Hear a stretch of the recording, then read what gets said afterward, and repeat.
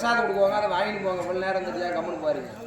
ஒரே 5 நிமிஷம் எம்பெருமான் பிரசாதம் இருக்குது, அதை வாங்கிட்டு தான் போகணும். தயவு செய்து இருங்க.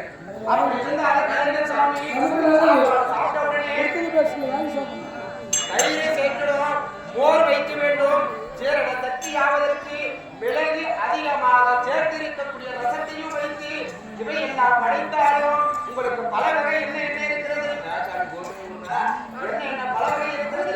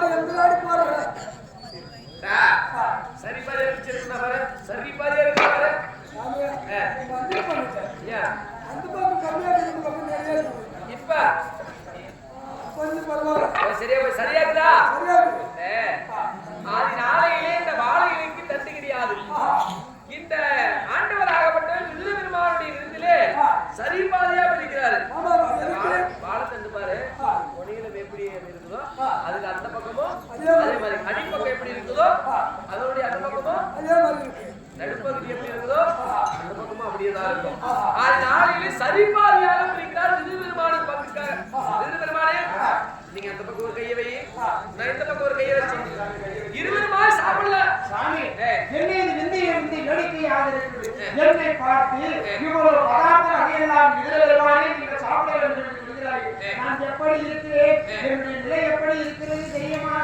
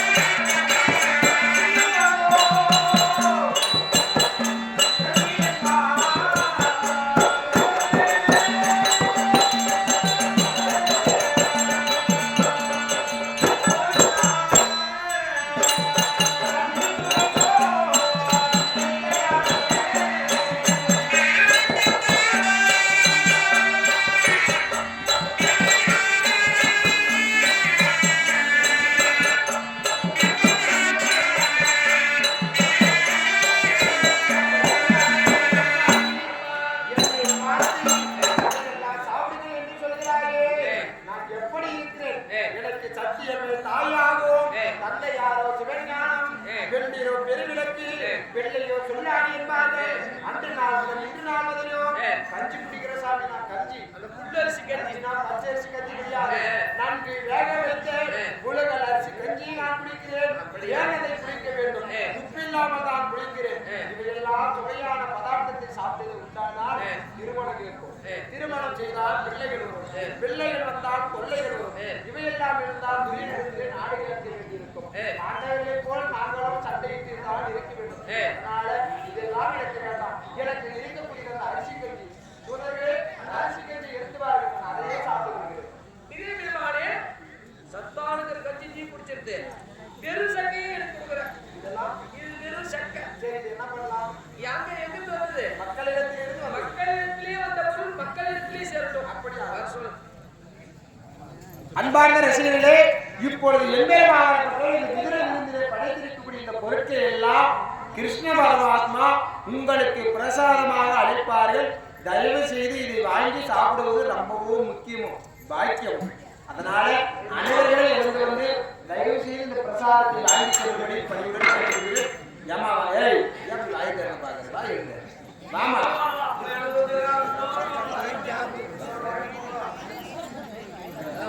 எல்லாரும் கிருஷ்ணர் கையில் வாங்கினோம் நல்லது. சாமி கையில் வாங்கினோம்மா.